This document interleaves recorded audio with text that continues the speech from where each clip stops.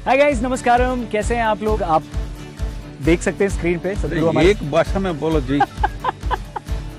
देखिए, एक आपदा आ रही है। पिछले 26-27 सालों से हम इस पर काम कर रहे हैं। भारत के 1 करोड़ बच्चों को प्रधानमंत्री को लिखना चाहिए। हमें 7.8 अरब ब्रांड एम्बेसडर चाहिए। सेफ सॉइल के बाद अब क्या?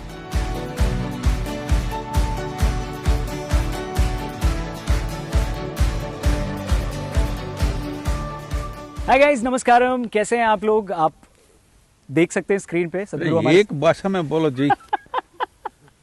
तो सदगुरु हमारे साथ है। मैं हिंदी में भी बोलूंगा और इंग्लिश में भी सदगुरु से पूछूंगा। सदगुरु ऑब्वियसली इंग्लिश में आंसर करेंगे। हम रिक्वेस्ट करेंगे उनसे कि बीच में अगर वो हिंदी में भी कुछ बोल सकें। सो वेलकम सदगुरु, thank you for your time. नमस्कार सदगुरु, हाउ आर यू? बिल्कुल ऐसा। तो सदगुरु, पहला सवाल आदित्य का है। वो लखनऊ से हैं। वो पूछते हैं, हाँ हम सब सेफ सॉइल आंदोलन का हिस्सा हैं, लेकिन सेफ सॉइल मूवमेंट है क्या? अगर ब्रीफ में, संक्षेप में इसको समझाना हो, क्योंकि लोग हमसे पूछेंगे, हमारे परिवार वाले पूछेंगे, दोस्त हमसे पूछेंगे, तो संक्षेप में इस आंदोलन को कैसे समझाएं? दुर्भाग्य से लोगों का फोकस कई सारी चीजों पर चला गया है, लेकिन सारे जीव तमाम बातों के बावजूद, चाहे वो जीवन जल में हो, समुद्र में हो या यहां चल रहा हो, सूक्ष्म जीव, कीड़े, पक्षी, जानवर, पेड़ पौधे, सब कुछ मिट्टी से पैदा हुए हैं। इसमें कोई शक नहीं है। अब आज ये प्रमाणित बात है। हर जिम्मेदार वैज्ञानिक ये कह रहा है कि पहले ही 50% टॉप सॉइल, जो जीवन का पोषण करती है, नष्ट हो चुकी है। और भारत जैसे देश में, जहां हम साल के 12 महीने खेती करते हैं, आमतौर पर अगर पानी हुआ तो हम पूरे 12 महीने खेती करेंगे। आदर्श जलवायु वाले ज्यादातर देश सिर्फ 4 से 6 महीने खेती करते हैं। तो खासकर यहाँ भारत, अफ्रीका या दूसरे इलाकों में, और साथ ही यूरोप और उत्तरी अमेरिका में भी मिट्टी का जबरदस्त नुकसान हुआ है। भारत में 62% मिट्टी, आप जानते हैं, काफी हद तक बंजर मानी जाती है। तो एक तरह से पूरी दुनिया धीरे धीरे रेगिस्तान में बदल रही है और हर कहीं जलवायु परिवर्तन, ग्लोबल वार्मिंग की खूब चर्चा होती है, लेकिन इस पर कोई जोर नहीं है कि इसमें मिट्टी की क्या भूमिका है। खुली जुती हुई मिट्टी और पक्की कर दी गई जमीन, ये दोनों करीब 40% ग्लोबल वार्मिंग और जलवायु परिवर्तन के लिए जिम्मेदार हैं। तो मिट्टी को सुधारना जरूरी है, इसमें कोई सवाल नहीं है। मिट्टी को ठीक करने का क्या मतलब है? बहुत आसान है। आप रेत लेकर उसमें पर्याप्त जैविक तत्व डालिए तो मिट्टी बन जाती है। अगर आप मिट्टी लेकर उससे सारे जैविक तत्व निकाल लें तो वो रेत बन जाती है। तो आप अपने आसपास रेत चाहते हैं या मिट्टी? यही सवाल है। अगर आप जीवन चाहते हैं तो आपको मिट्टी की जरूरत होगी। तो ऐसा होने के लिए आपको क्या करना होगा? मैं कुछ कर सकता हूं, आप कुछ कर सकते हैं। तो हमने अपनी जमीन को अच्छी तरह रखा है, ये बहुत जीवंत है, लेकिन हमें क्या पता कि अगली पीढ़ी क्या करेगी। मुझे यकीन है कि ये लोग अच्छा करेंगे, लेकिन हमें नहीं पता कि उनसे अगली पीढ़ी क्या करेगी।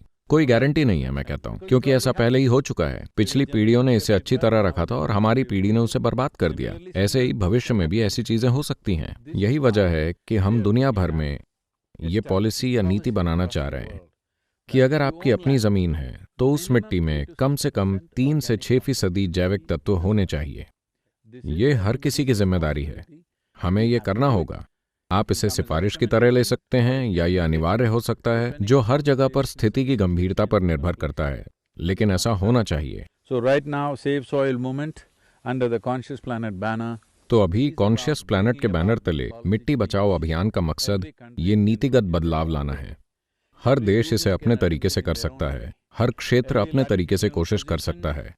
हर अक्षांशीय स्थिति, खेती की परंपराएं, आर्थिक परिस्थितियां, ये सब तय करेंगी कि ये कैसे किया जाना है। लेकिन जरूरी बात यह है कि आप कहीं भी हों, आपकी मिट्टी में कम से कम 3 से 6% जैविक तत्व होना चाहिए। यही पूरा मिट्टी बचाओ अभियान है। ये मेरे इसके लिए परवाह करने की बात नहीं है। हाँ, आपको जरूर इसकी परवाह करनी चाहिए, लेकिन जरूरी बात ये पक्का करना है कि आने वाली पीढ़ी के पास मिट्टी हो, क्योंकि मिट्टी एक जीवित इकाई है, कोई सामान नहीं।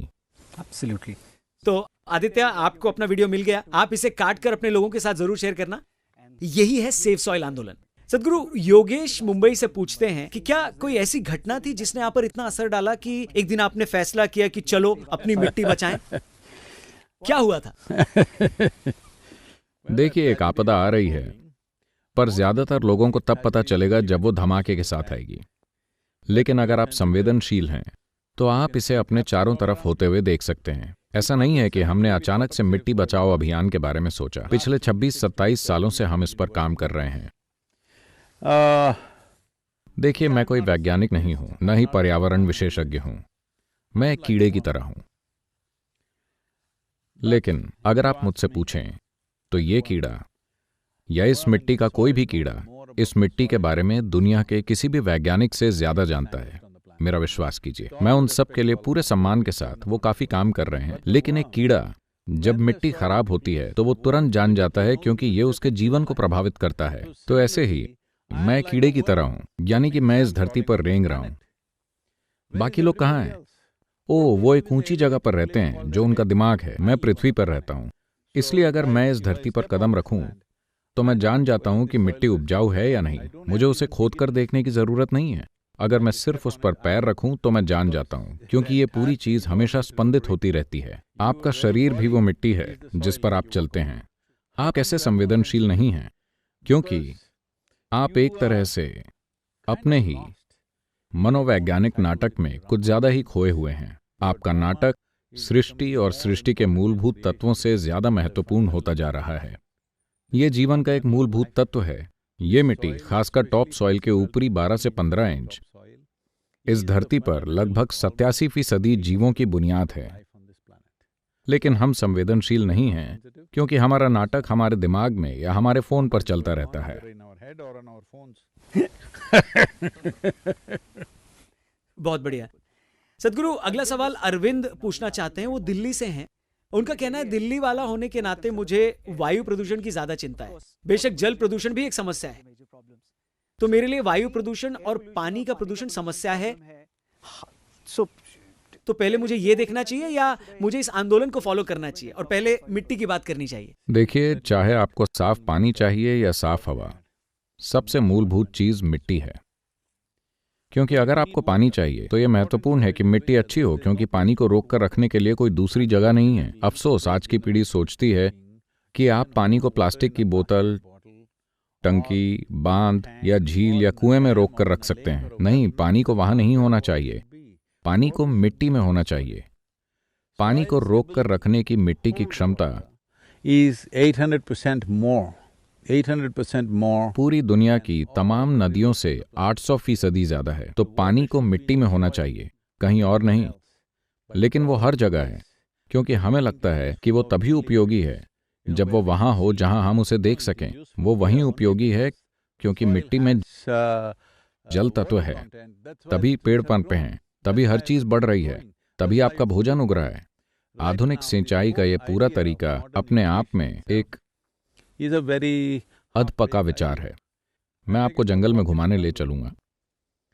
अगर आप अपनी उंगली से खोदें, किसी कुदाल से नहीं, सिर्फ अपनी उंगली से, किसी भी मौसम में वो नम होगी। मिट्टी को ऐसा ही होना चाहिए। वहां जैविक तत्व 50 से 70-75 के बीच कहीं होता है। खैर, ये हम नहीं कर सकते। अगर आप 3 से 6% कर दें, मिट्टी समृद्ध रहेगी। आप उसमें काफी फसलें उगा सकते हैं। अगर आप वाकई समृद्ध मिट्टी चाहते हैं, कम से कम 12% अगर आप पा सकें, तो आपको जमीन को सींचने की जरूरत नहीं है, वो अपने आप उगेगा। सदगुरु, ये सवाल बड़ा दिलचस्प है। ये एक 10 साल की बच्ची हैं, इनका नाम है भव्या, ये नागपुर से हैं और वो कह रही हैं, सदगुरु मैं आपकी सबसे छोटी फैन हूँ। वो सबसे छोटी कैसे कह सकती है? वो ऐसा नहीं कह सकती। खैर, बहुत बढ़िया। भव्या। तो वो कहती हैं कि मैं इस आंदोलन का हिस्सा बनना तो चाहती हूँ, लेकिन मैं बाइक नहीं चला सकती क्योंकि मैं छोटी हूँ, और न ही वीडियो बनाकर उसे सोशल मीडिया पर पोस्ट कर सकती हूँ क्योंकि मेरे माता पिता मुझे ये करने नहीं देंगे। तो मैं क्या कर सकती हूँ? अपने सहपाठियों, अपने स्टूडेंट्स, अपने फ्रेंड्स के साथ मैं क्या कर सकती हूँ? इनके जैसे छोटे बच्चे बच्चियों के लिए उनके पास बहुत महत्वपूर्ण काम है। इस अभियान का नाम मिट्टी बचाओ है, लेकिन सिर्फ बच्चों के लिए मैं इस शब्द हमारी मिट्टी बचाओ save our soil. का इस्तेमाल कर रहा हूँ, क्योंकि ये मिट्टी उनकी है, लेकिन हम उसे खत्म करते जा रहे हैं। मैं चाहता हूँ कि हर बड़ा इंसान ये एहसास करे, इसीलिए हमारी मिट्टी बचाओ। I want at least 10 million children in India and across the world in proportion for their populations in every nation to write to the Prime Minister or the President of the nation, in this country to the Prime Minister, that 10 million children from India should write to the Prime Minister, please do something about saving our मैं soil. चाहता हूं कि भारत और दुनिया भर में कम से कम 1 करोड़ बच्चे हर देश में अपनी आबादी के हिसाब से उस देश के प्रधानमंत्री या राष्ट्रपति को लिखें। इस देश में प्रधानमंत्री को लिखें। भारत के 1 करोड़ बच्चों को प्रधानमंत्री को लिखना चाहिए, हमारी मिट्टी को बचाने के लिए कुछ कीजिए, हमें एक नीति चाहिए, आप क्या करेंगे? क्योंकि इस पीढ़ी और भावी पीढ़ी के सहयोग के बिना कोई राजनेता कोई बोल्ड लॉन्ग टर्म निर्णय, बोल्ड लॉन्ग टर्म निवेश नहीं कर सकता। हर कोई सब कुछ शॉर्ट टर्म कर रहा है, क्योंकि लोग सिर्फ शॉर्ट टर्म चीजें चाहते हैं। तो मैं चाहता हूं, और उसके दोस्त और देश में उस उम्र के सभी लोग, और उनमें से 1 करोड़ लोग, उसे प्रोत्साहित करने दीजिए। जितनों को वो कर सकती है उसे वो करने दीजिए, लेकिन 1 करोड़ बच्चों को प्रधानमंत्री को एक पत्र लिखना चाहिए। हम देखेंगे कि उसकी प्रक्रिया क्या है। वो कागज पर पत्र लिखें, अगर वो लिखकर मेल कर सकें तो अच्छा है। 1 करोड़ पत्रों को संभालने के लिए शायद प्रधानमंत्री का ऑफिस लैस ना हो, लेकिन उन्हें हर बच्चे की भावना और चिंता को समझना होगा। ऐसा नहीं है कि वो समझते नहीं, लेकिन इस आवाज के बिना कोई निर्वाचित सरकार कोई लॉन्ग टर्म निर्णय नहीं ले सकती, क्योंकि संसाधन हमेशा कम होते हैं। अगर आपने एक चीज की तो दूसरी नहीं हो पाएगी। Do we want long-term solutions for this nation or do we want to do tidbits of today? क्या आप इस देश के लिए लॉन्ग टर्म समाधान चाहते हैं या क्या हम छिटपुट चीजें करना चाहते हैं? तो आप भव्या जैसे लोग, भव्या जैसे बच्चे बोलें, कहें कि हम इस देश में लॉन्ग टर्म निवेश चाहते हैं, छिटपुट नहीं, तब ऐसा जरूर होगा। Perfect. Divya, Bhavya, all of you, please write a wonderful letter and you need to share it with me first. You know my email ID and my social media handles. Thank you very much. सदगुरु, अगला सवाल नितिन का है, वो बैंगलोर से हैं। वो पूछते हैं, बल्कि वो ये कह रहे हैं कि इन दिनों हर 3 में से एक व्यक्ति जो इंटरनेट पर है वो एक मोटिवेशनल स्पीकर की तरह है, सोशल मीडिया पर, यूट्यूब पर, इंस्टाग्राम पर, हर जगह। मैं कोई मोटिवेशनल वक्ता नहीं हूँ। तो उनका सवाल यही है, वो पूछ रहे हैं कि लोग बोलते तो बहुत हैं, लेकिन हकीकत में जमीनी स्तर पर काम बहुत कम हो पाता है उनकी तरफ से, और यहाँ आप हैं जो हर 2 साल में कुछ नया कैंपेन शुरू कर देते हैं। अरे हर 2 साल में मैंने कुछ नया नहीं शुरू किया है। हर किसी को ये समझने दीजिए, सब कुछ जो हमने किया वो सिर्फ एक जागरूक धरती या कॉन्शियस प्लैनेट के लिए है। हाँ, चाहे आप इसे इनर इंजीनियरिंग कहें, लेकिन ये सचेतन इंसान बनाने के लिए है जो कॉन्शियस प्लैनेट है। आप इसे प्रोजेक्ट ग्रीन हैंड्स कह सकते हैं, वो इसी के लिए है। अब तक हमने कुछ 65 मिलियन पेड़ उगाए हैं, जो 6.5 करोड़ पेड़ हैं, जीवित पेड़, Trees, living trees. फिर हमने नदी अभियान की बात की, ये कॉन्शियस प्लैनेट के लिए है। कावेरी कॉलिंग का काम अब भी चल रहा है, वो कॉन्शियस प्लैनेट के लिए है। मुझे बताइए, मैंने मानव चेतना को सही काम करने के लिए ऊंचा उठाने के अलावा और क्या किया है? और कुछ नहीं। पूरा जीवन मैंने सिर्फ यही चीज तो की है। ये मत सोचिए कि हर 2 साल में मैं कुछ अलग कर रहा हूँ। तो ये पूछ रहे हैं कि आपको क्या चीज प्रेरित करती है? क्या आप भी कुछ ऑनलाइन वीडियोस देखते हैं मोटिवेशन के लिए? देखिए, मैं कभी मोटिवेटेड या प्रेरित इंसान नहीं बनना चाहता। मैं कोई मोटिवेटेड इंसान नहीं हूं।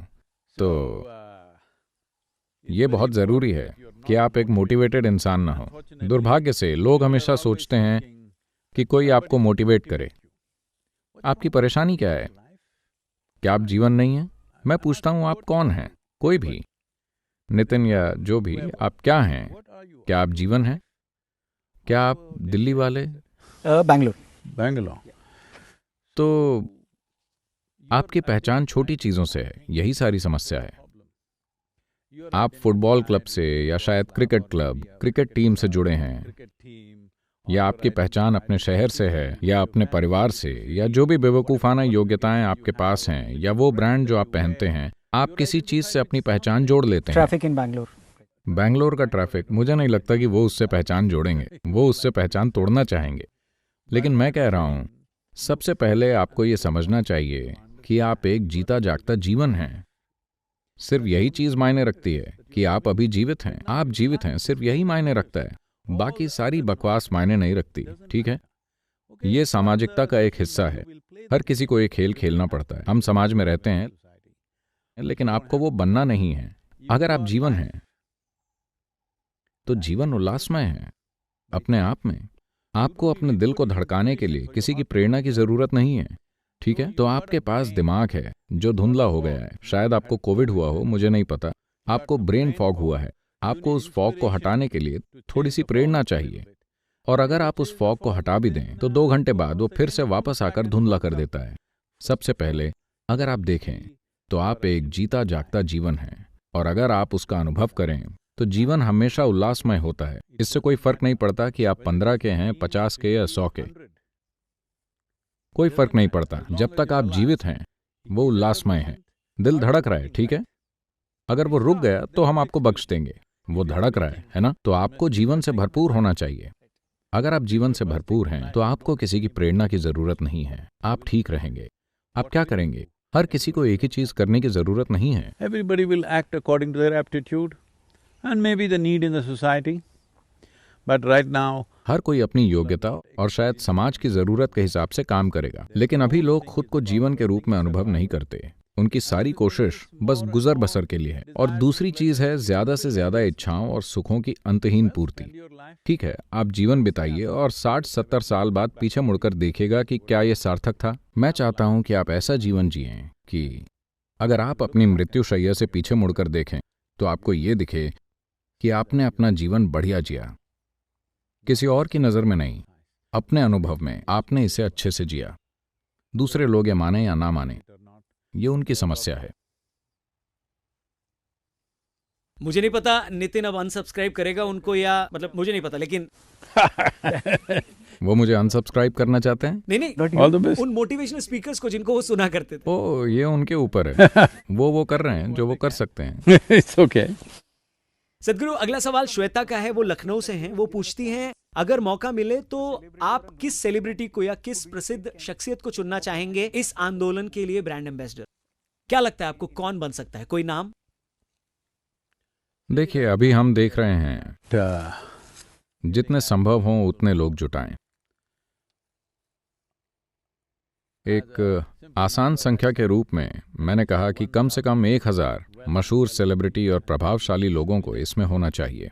मेरे ख्याल से हम आसानी से 600 से 700 की संख्या तक पहुंच जाएंगे। शायद हम 1000 या उससे ज्यादा तक पहुंच जाएं, क्योंकि ये मेरा प्रोजेक्ट नहीं है। ये मेरा प्रोजेक्ट नहीं है, ये एक पीढ़ी की जिम्मेदारी है। मैं हर किसी को समझाना चाहता हूं कि ये एक पीढ़ी की जिम्मेदारी है। ऐसा नहीं कि मैं ये करूं, आप ये करें, ऐसा नहीं है। मैं सिर्फ ये कह रहा हूं कि 21 मार्च से हर कोई, आपको मुझे सपोर्ट करने की जरूरत नहीं है, हर कोई 100 दिन तक मिट्टी के बारे में बात कीजिए अपने तरीकों से। अपना रिसर्च कीजिए अगर आप चाहें। आप मदद चाहते हैं, हम आपको ढेर सारी सामग्री देंगे। अगर आप खुद कर सकते हैं तो कीजिए, ठीक है, लेकिन अपना अभियान 100 दिन तक चलाइए। महत्वपूर्ण बात यह है, As a generation, in a concerted way, all of us say that we have concern for the wrong that we have done, how to fix it. कि एक पीढ़ी के रूप में इकट्ठा होकर हम सब कहें कि हमें उस गलती की चिंता है जो हमने की है, उसे कैसे ठीक करें। महत्वपूर्ण चीज ये है कि इसे लॉन्ग टर्म खुशहाली के लिए नीति में शामिल होना चाहिए। वरना मैं यहाँ कुछ कर रहा हूँ, ये अच्छा है, लेकिन ये कोई समाधान नहीं है। तो हमें 1000 ब्रांड एम्बेसडर्स चाहिए, ठीक है? नहीं, 1000 नहीं, हमें 7.8 अरब ब्रांड एम्बेसडर चाहिए, क्योंकि हर वो इंसान जो सांस लेता है और इस धरती पर चलता है और इस मिट्टी का भोजन खाता है, वो एक एम्बेसडर है।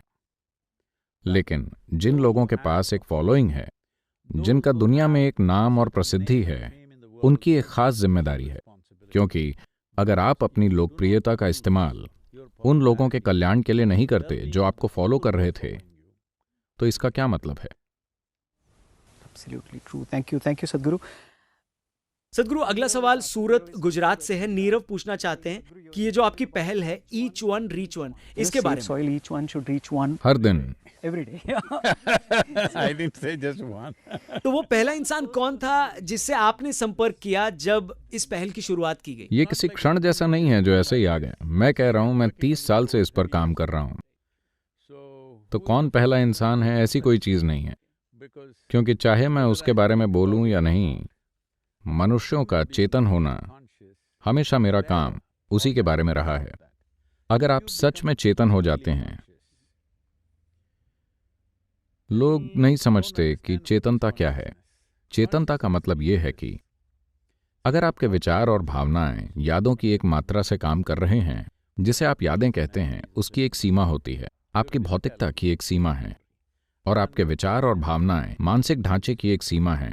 शरीर एक तरह की बुद्धिमत्ता है, मन दूसरी तरह की बुद्धिमत्ता है। शरीर की सिर्फ इतनी सीमा है, मन की शायद उतनी सीमा हो, लेकिन फिर भी उसकी सीमा है। चेतनता यानी ये बुद्धिमत्ता का एक और आयाम है। कुछ लोगों को ये शब्द पसंद आते हैं, इसीलिए मैं 3 बार कहता हूं, आयाम आयाम आयाम। ठीक है, उन सभी लोगों के लिए मैं बस उनकी मदद कर रहा हूं। I'm just helping them. तो बुद्धिमत्ता का एक और आयाम है जो आपकी यादों के वश में नहीं होता, यानी कि ये असीम है। तो अगर आप बुद्धिमत्ता के इस आयाम को छूते हैं तो मुझे आपको बताना नहीं पड़ेगा कि यहाँ क्या सही है और क्या गलत। अगर आप यहाँ खड़े होकर सांस लेते हैं, आप जान जाएंगे कि यहाँ क्या हो रहा है। आपको किसी की बात सुनने की जरूरत नहीं है। तो सारा काम उसी बारे में है। ऐसा नहीं है कि मैंने आज बोलना शुरू किया है। अगर वो उस पहले प्रोग्राम के बारे में जानना चाहते हैं, जब मैंने बोलना शुरू किया था, मैंने 7 लोगों से शुरुआत की थी। मेरे 7 विद्यार्थी थे। Including me, 7. No, Including you, 7. 7. Yeah, I had 7 students. मैं आधे शहर को जानता था, हर कोई मेरा दोस्त था। लेकिन 1.5 साल तक कुछ न करने के बाद मैं एक बिजनेस बनाने में और कुछ करने में बहुत व्यस्त था। अचानक मैं काम से पीछे हट गया, बस देश भर में बिना किसी मकसद के घूमता रहा। और जब मैं वापस आया तो मैंने फैसला किया कि मैं वो साझा करूंगा जो मेरे साथ हो रहा है। मैंने लोगों को एनरोल करने की कोशिश की, कोई आना ही नहीं चाहता। अचानक उन्हें लगता है कि मैं खतरनाक हूं। मैंने खुद से बिजनेस खड़ा किया था, मुझे किसी को कोई पैसे नहीं चुकाने थे, लेकिन मैंने बस अपना बिजनेस बंद कर दिया और किसी और को सौंप दिया, बस यूं ही। तो उन्हें लगता है कि मैं खतरनाक हूं। So after much coaxing and coercion, only 7 people came. तो बहुत मनाने के बाद सिर्फ 7 लोग आए। मैं उन 7 लोगों का आभारी हूं, क्योंकि पहली बार मैंने पाया कि मैं वाकई में कुछ सिखा सकता हूं। तब तक कोई मुझे कुछ नहीं सिखा सका था, नहीं मैंने कभी किसी को कुछ सिखाने की कोशिश की थी। तो अचानक मुझे एहसास हुआ कि मुझे वाकई अपने साथ हो रही चीजों को व्यक्त करने के लिए शब्द मिल सकते हैं। तो उसे 4 दिन 2-2 घंटे का होना था, लेकिन हर दिन वो 4 घंटे 5 घंटे तक खींच गया। और जब चौथा दिन आया तो उन्होंने कहा कि ये बहुत अच्छा है, क्या हम एक और दिन बढ़ा सकते हैं? हमने एक और दिन किया तो वो 6 दिन का हो गया। समय की बंदिश के बिना बस 4-5 घंटे रोज चला जाता था। तो उसके बाद हमने पीछे मुड़कर नहीं देखा। मैं जान गया कि मेरे पास अपनी भीतरी स्थिति को बयान करने के लिए शब्द थे।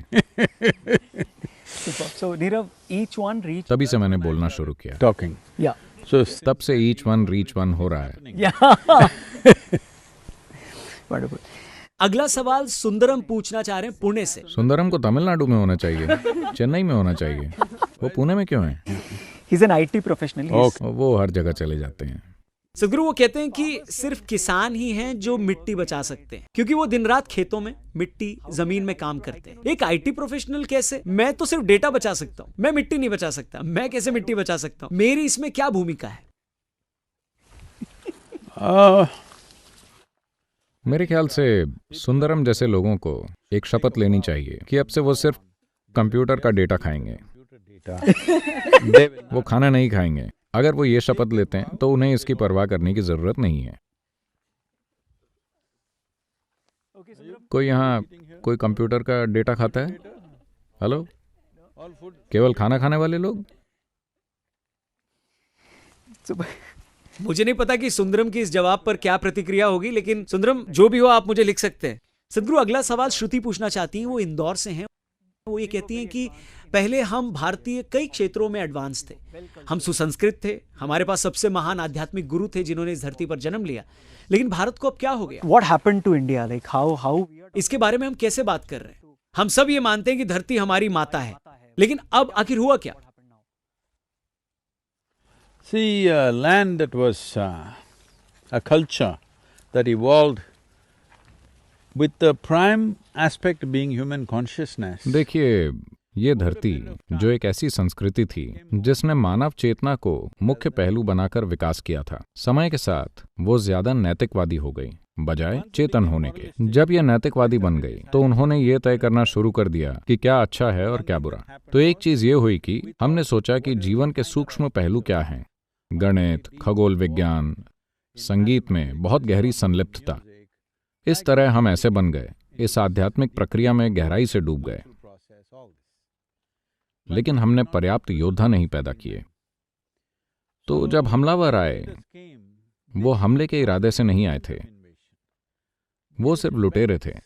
वो बस लूटना, बलात्कार करना और भागना चाहते थे, यही उनका तरीका है। लेकिन जब उन्होंने देखा कि लोग इतने ज्यादा सीधे हैं, तो लुटेरे राजा बन गए।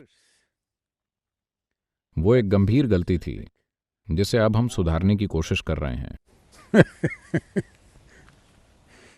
और इसीलिए शायद हम नहीं जानते कि इसका क्या महत्व है।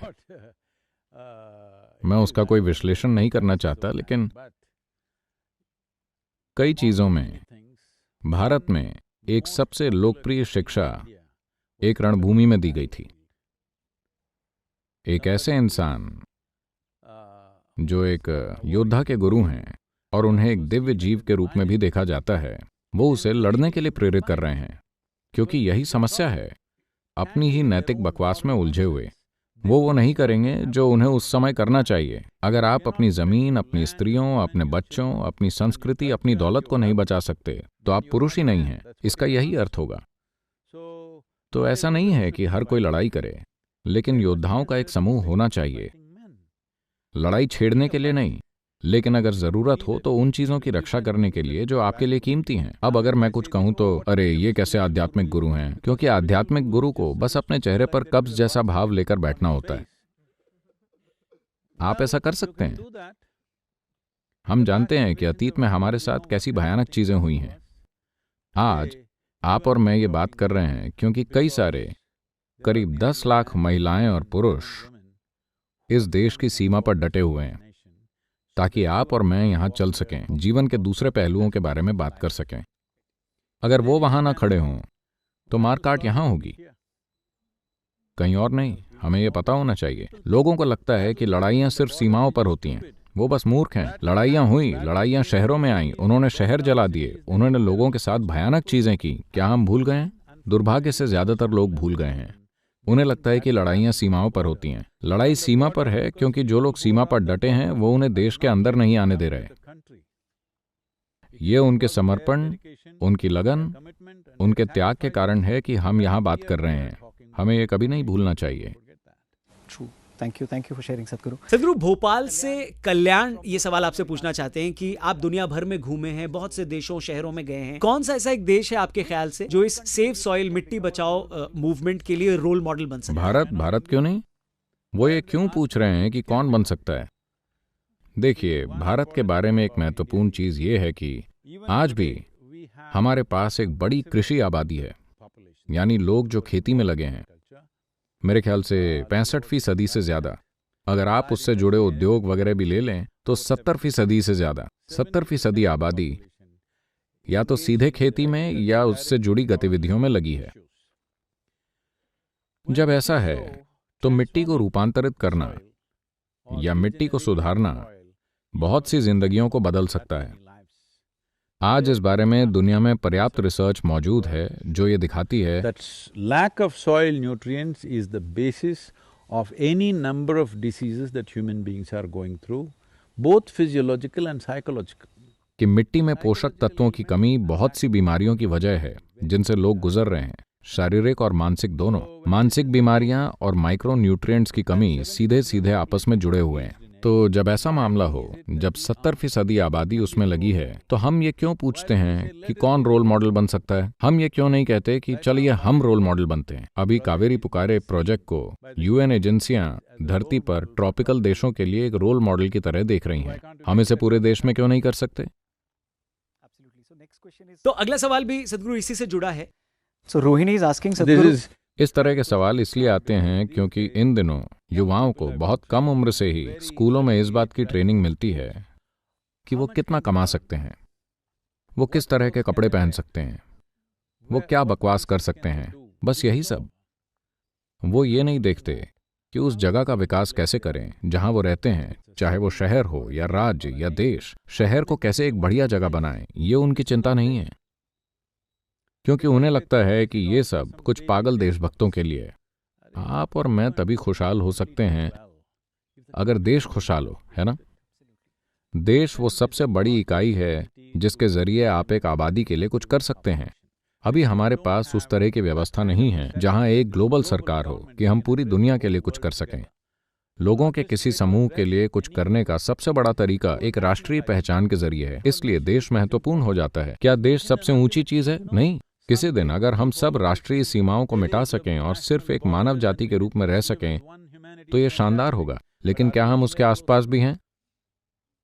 वो एक आदर्श है और ये एक हकीकत है। ठीक है।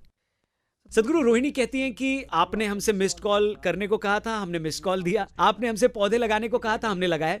क्या बात है, उन्होंने मिस्ड कॉल भी दी थी। मैं उन्हें प्रणाम करता हूँ। जी, वो ये पूछ रही हैं कि अब क्या मतलब आगे कुछ और भी है? सेव सॉइल के बाद आपके दिमाग में कोई और भी कैंपेन का आइडिया इसके बाद उन्हें आत्मज्ञान पाना चाहिए। वही मेरा पहला प्रोजेक्ट है। मैं अब भी उसी प्रोजेक्ट पर लगा हूँ। बीच में चूंकि आप सो रहे थे, मैं आपको दूसरी चीजों से उठा रहा हूँ। Thank you, thank you. सदगुरु, आयुष ये पूछ रहे हैं कि कुछ लोग हैं जो दूसरे ग्रह पर बसने की सोच रहे हैं, वो बाहर जाने की कोशिश कर रहे हैं, वो इस दिशा में काम कर रहे हैं, लेकिन आप कॉन्शियस प्लैनेट की बात करते हैं। इससे मैं कंफ्यूज हो जाता हूं कि वो भी तो बुद्धिमान और कामयाब लोग हैं, तो मुझे क्या करना चाहिए? मुझे किसे फॉलो करना चाहिए? और ज्यादा आसान क्या है, इस ग्रह को चेतन बनाना या फिर किसी दूसरे ग्रह पर चले जाना?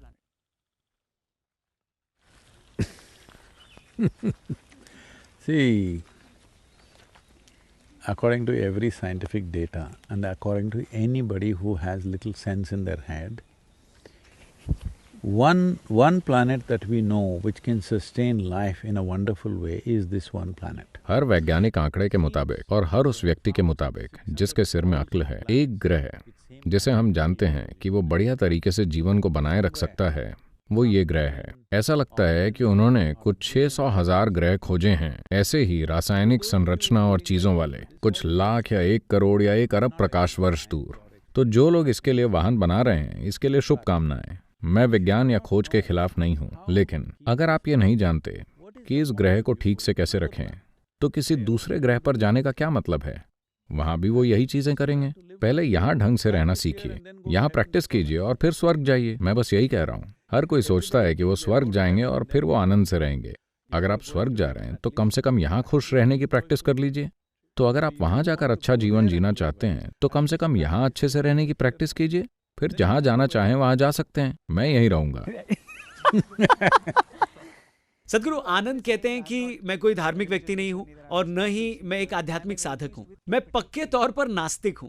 आपको क्या लगता है, मैं भी इस आंदोलन का हिस्सा बन सकता हूं? जैसा कि मैंने पहले कहा, चाहे आप नास्तिक हों या आस्तिक, चाहे आप हिंदू हों या मुस्लिम, आप चाहे जिस भी जाति के हों, आप चाहे जो भी और हों, आदमी, औरत, जंगली जानवर, आप चाहे जो भी हों, क्या आप खाना खा रहे हैं या आप अपनी नास्तिकता खा रहे हैं? अगर आप खाना खा रहे हैं तो मिट्टी महत्वपूर्ण है। बहुत बढ़िया सदगुरु, थैंक यू। सदगुरु, अब एक क्विक रैपिड फायर राउंड है। आपको बस 3 में से एक ही ऑप्शन को चुनना है। Kaveri calling, youth and truth, save soil. अरे ये 3 अलग अलग चीजें नहीं हैं, ये एक ही हैं। बेशक कैंपेन्स के अर्थों में, तो भी आपको एक चुनना है। वो 3 अलग अलग चीजें नहीं हैं, वो एक ही हैं। Still, if you have to pick one. मैं कैसे चुन सकता हूँ? वो पहले से ही एक हैं। Okay. कौन सी चीज है जो आपके दिल के सबसे ज्यादा करीब है? खेती करना, गोल्फ खेलना या बाइक चलाना?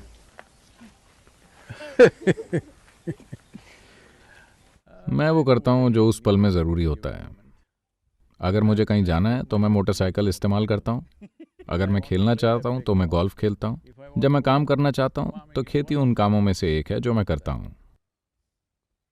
तो ये इनकी तुलना कैसे हो सकती है? ये पूछने जैसा है कि आप खाना चाहते हैं या टॉयलेट जाना चाहते हैं। ठीक है, अगले सवाल पर आते हैं। अलग अलग चीजें करने का अलग अलग समय होता है। True, true. रैपिड फायर का आखिरी सवाल है ये सदगुरु, आपके अनुभव में दुनिया के किस हिस्से के वॉलंटियर्स आपके लिए सबसे ज्यादा समर्पित है? भारतीय या विदेशी? ये बहुत ही महत्वपूर्ण सवाल है दोस्तों, ध्यान से देखिएगा। क्योंकि आपका शो सिर्फ भारत में चलता है तो मैं कहूंगा भारत। क्या इससे उन्हें मदद मिलेगी?